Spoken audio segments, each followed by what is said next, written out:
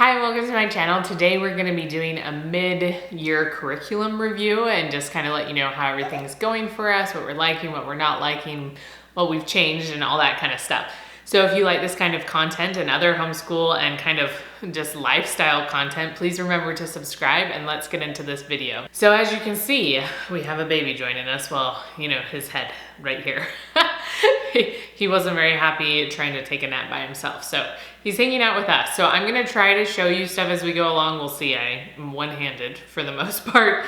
So we'll see how it goes. But I just wanted to go through some of our curriculum and let you know how everything's going for us, and maybe just remind you what we're even using, because sometimes that's hard to remember. So first off, starting with scriptures, we're still doing Come Follow Me. I'm still making these booklets, and we're studying the Old Testament right now. And so that's been fun to actually get into the Old Testament and all the stories and stuff. I just really love studying all those stories. Those are the ones I remember the most from my childhood. And so I make this, it's just a free download on my blog, so I'll link it down below.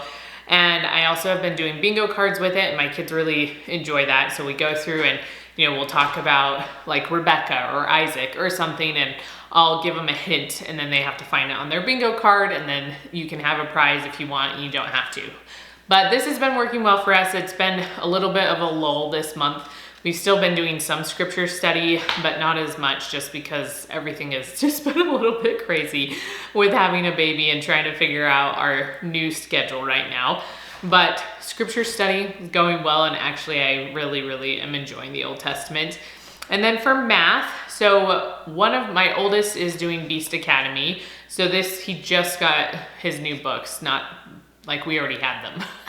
But he finished, so this is 3C, he finished 3B. And so he was very excited to get his new ones. And I still just love this. I think it's great. My husband has been doing most of their schoolwork with them the last month. So I'm like, I don't even know. But I made this list before that, so it's still fine, right? We are still enjoying these things, even if I haven't really been doing them with them the last month.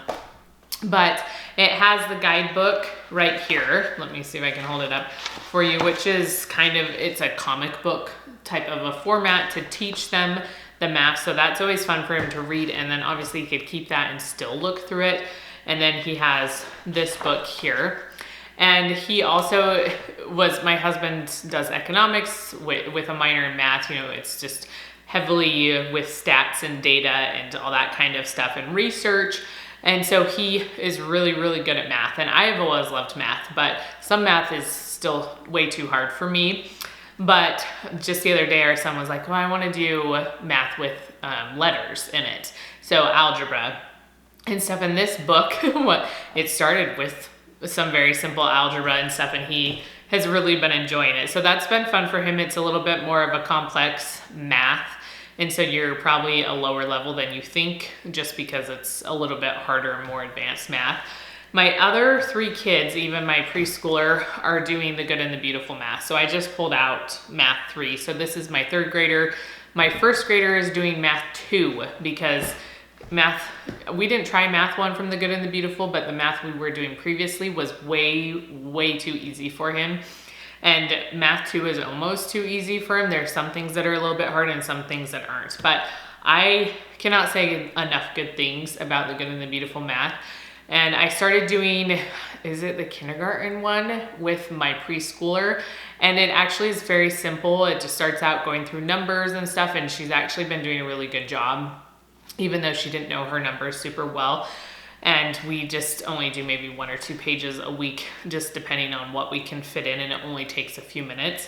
And so I just love the Good and the Beautiful math. And I do have a review that kind of goes more into it that I'll link below. I filmed it several months ago when we first started doing it, but I'm excited to keep using it, and it's just working well for all of my kids.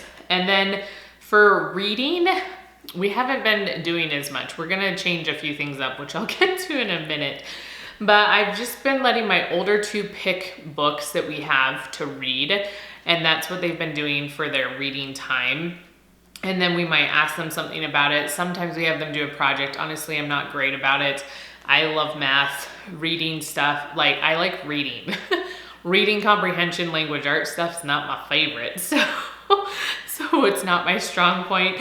But we got the Train to Impossible Places in crate, what was it, a subscription box, the Land of Storybooks. And so I just gave this to my third grader, and she has been reading. I gave her a few options to pick from, and this is the one that sounded the most interesting, but she's almost halfway through it. She usually just reads a chapter every single day, and she's been really liking that. She has turned into a very avid reader, so much so that you have to like tell her to stop at night because she'll just read all night long. And so, and a year ago, I would not have foreseen that because she hated reading, like hated it. And now she just loves it. So that's, just give it time and don't push kids, and eventually they'll love it. With my first grader, we've still been doing all about reading. So he's on level 2. So I have this I pulled out of his drawer, and then he just finished the first book, and so we just started this book. And we've been casually going through it. I feel like when I did this with my oldest, we went through the book, did all the activities. It was just like do. But with him, we'll go through and talk about some of the vowel sounds or just new things so he understands. And then we'll read a story every other day usually. And so it's nothing super crazy. I don't know. I try not to be super intense about it. And I've become very lax in my homeschooling experience here.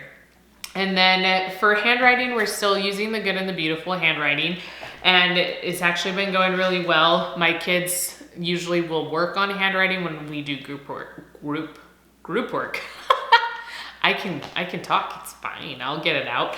But and so when we do group work, they'll usually work on this when I'm reading or something, just to give their hands something to do. That was a recommendation from Angela Braniff, especially for her littles, is just because then it like keeps their hands busy. And so this is fun. I like it too because it usually has pictures they can draw, or it has things they can copy. It's not strictly just handwriting, which I feel like a lot of the other curriculum we've done is just, oh, here's a letter, figure out how to write it, like shows you, and then you trace it, and then you write it yourself, and you write words. But this also is having you practice those muscle skills by drawing other things and copying pictures, which is, I think, more fun for kids, and my kids really like it. And then for grammar, we're still using the Moffat Girls grammar right here. I just pulled one of them out. This is my first grader. He's doing capitalization and punctuation. So this is just a download online. Again, I like it. I feel like it's good, and it's better than some of the other grammar that we've tried to do. But I'm gonna get to, the whole language arts thing, because none of these language arts things that I'm sharing are very cohesive. And I feel like I function better and my kids function better when it's just cohesive and not random. And so we're gonna be changing that pretty soon. It's just we haven't yet because I've been taking care of a baby for the last month, and it's something that I want to be able to do with them and not force my husband, ask my husband to do that, have a new curriculum with them that they're not familiar with and he's not familiar with. So anyways, we have still been using that. And then for vocab, we're still using the vocab workshop. He's almost done with his. This is my first graders. And the ones for my third and fourth graders are a little bit longer. They have they're a little bit more intensive, I guess. I really like this one, the red level, which is basically, I think, for first grade, or you might be able to use it for kindergarten. But the rest of the levels aren't necessarily my favorite. Again, there's just not a cohesiveness in our language arts, and I feel like that's the big struggle for me. So since we're talking about that, I'll get to our group work in a minute. We're gonna start doing the Good and the Beautiful language arts, and I know that they're changing some of it right now. That came out like right after I'd gotten some of the curriculum, but I was like, that's fine. We'll just keep doing what we're doing and it'll be fine. And then we'll try their new stuff. But so I'd already gotten level 1. I just pulled out this. I didn't pull out everything.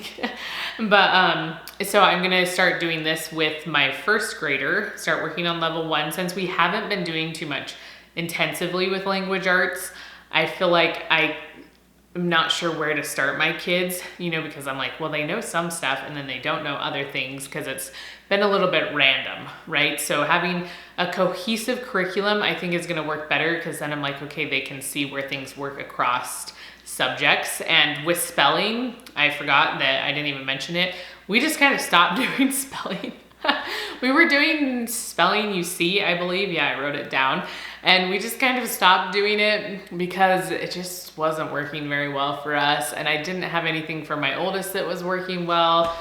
So we're gonna try the Good and the Beautiful and see how it goes for us. And then, we can try some of their new ones if we need to, which I think would only apply for him because they're only getting through like level 2, I think, in the summertime. So it's just the younger grades that will be ready. The older grades will still be the same for them.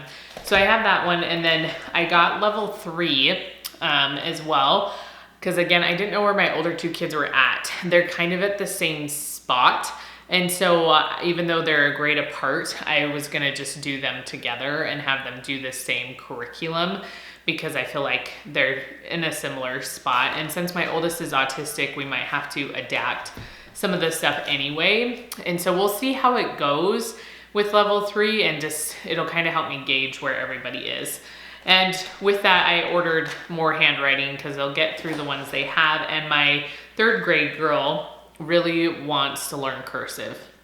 She is very artsy and loves drawing. And so this one has some cursive. I think one of these is strictly cursive and the other one's kind of the transition from print to cursive. And so I had just gotten those for her to try it out because she was really excited to learn cursive and wanted to know if we were gonna do it. So I was like, okay, we'll do some cursive. So that's what we're gonna do for language arts. So hopefully at the end of this school year, I'll have at least somewhat of a review of how it's been going for us, because we haven't started using any of this yet. I'm hoping in the next few weeks we will, as everything's settled a little bit more and we're at least somewhat in a routine now. Or before, the last month has been like, woo, it's been like a tornado over here. Okay, so another part of our individual work is my kids doing a foreign language. So my 3rd grader and my 1st grader have been doing Spanish from the Homeschool Spanish Academy. And that has been a lot of fun for them. Sometimes, obviously, when they have to practice all the time, that's not always their favorite. But I have a video kind of introducing all of that, so I'll make sure that's linked down below because it goes into a little bit more detail about them. But then I also have a link down below if you wanted to try a free class. You can click on that link and it will go and you can sign up to try a free class. So that's kind of the idea of it. You do they're online classes from native Spanish speakers, which is a lot of fun because then you get the accents and all that kind of stuff. And I just think it's really great for my kids to interact with someone maybe they wouldn't normally and they're not as comfortable interacting with, and so they've become a lot more comfortable. And you can pick the same teacher, or you can pick different ones. There's so many different teachers that you can choose from, or you can pick a certain time because not all the teachers are available at the same time. So you could pick a certain time you always want to do it and then just pick whatever teachers are available then. And at first when we were doing it, my 2 kids were doing it together, but then we decided to just do individual lessons for each of them. And that's worked a lot better for them. And they're 25-minute lessons and we just do once a week. You could do up to 3 times a week, but we just do once a week right now. And so far it's been going really well. It's been like 8-ish months. I'm trying to even remember for sure. It's been a while. And so they're picking up the vocab. It's still this process and they're getting to a point where they might soon be a little bit more conversational, but it's been a lot of vocab and stuff like that. And my husband knows Spanish, and so he practices with them. And he actually, sorry, I might cough. He has created these flashcards online. He has this program that you can put in the words and then he'll go through the flashcards and it kind of randomly brings them up, or you click, they knew this one really well and they didn't know this one really well. And so then the next time they do it, it will bring it up again, and the ones they know as well, it kind of puts those behind, and then it's created to help them remember them over time. You know, it will throw things back up that maybe they knew well at one point, but do they know it well now? So if I remember to ask him, I'll link that down below, because I think it's just something you just put on your computer. He just has it on his computer, and he just does that with the kids. They go through the flashcards, and they only spend about 10 minutes a few times a week. We need to do more, but sometimes that's a chore just to get the 10 minutes in, especially right now with the baby. But they've been enjoying that, and then they can use the words, or they'll call like the things around the house, the words in Spanish and things like that. So that's been fun for them. And let me see if there was anything else I was gonna say. Oh yes, and my husband said one of the ways that we practice is by listening to Encanto all the time, which is true. We love listening to the Encanto music. And then my fourth grader is doing Japanese, and we're still doing Talk Box Mom, I think is what it's called. And we have a whole bunch, like we're kind of behind in those because they just send them out every single month, and we haven't been able to keep up with them. But the Japanese that he has learned so far, he is learning very well. And again, they're just using the flashcards, and it'll go through and he'll remember them all. My husband knows a little bit of Japanese. And so those are a few different approaches, but both have been really good for my kids. And so if you want to check out the Homeschool Spanish Academy, just remember to click the link below, and you can have a free class that you can use. And then our group work, it was going well until the last month, and we were having a lot of fun. We did start up just recently again doing a little bit more group work and doing more scripture, like intensive. I like to have a really good scripture study together as a group, and we still do family scripture study, and that's just a quick thing in the morning with my husband, but then I like to do something more intensive. And so we'll do that as part of our group work usually. And then we've been doing science and history, but we just do them 2 days a week. So we just kind of alternate. But they've really liked the sassafras science. We just started this a few months ago because we were finishing a Good and the Beautiful outer space unit. And so they have loved these books, and they are super fun. So it's a story, and it goes along with the book here that has so many activities in it. We don't even do half the activities. It has all of these books you can read. It has tons of supplemental things and crafts you can do. And so this one is zoology, and then we have an anatomy one. So technically these are supposed to be like half the year, and then the other half, but we just work through it at our own pace, and then we'll switch to the other one when we get there. But so they came kind of as a bundle from Elemental Science.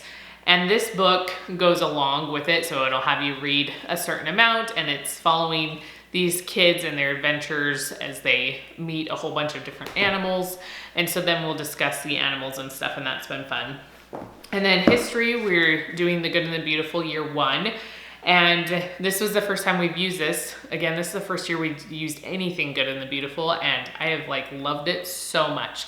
I know it's not for everyone, but for us, it has worked so well and totally changed the whole feel of our homeschool space. Everyone is just so much happier. And so this has been fun too. We are on our second novel. We just had barely started it, so we probably don't remember what's going on. But the first one was a lot of fun. It was an ancient Egypt book, and my kids really enjoyed having me read that one as well. And so I don't feel like I really have anything negative to say about those. So that's kind of what we're doing. So we're changing up a few things, we're sticking with some things, and I think everything's been going pretty well this year, and I'm excited to try the Good and the Beautiful Language Arts just because there's so many mixed reviews about it. So I really want to see how it works for us. And yeah, I think that's all. I don't know. Who knows what my brain's gonna remember nowadays. Okay, so I think that's everything, hopefully. That's just kind of our mid-year curriculum review, and I feel like everything is going pretty well, and excited to see how things continue to go. So if you like these types of videos, please give me a thumbs up and comment down below what curriculum is working well for you, maybe what's not. I just love to hear all your comments, and it gives me more ideas of maybe something that might work better for us. And I will see you next time.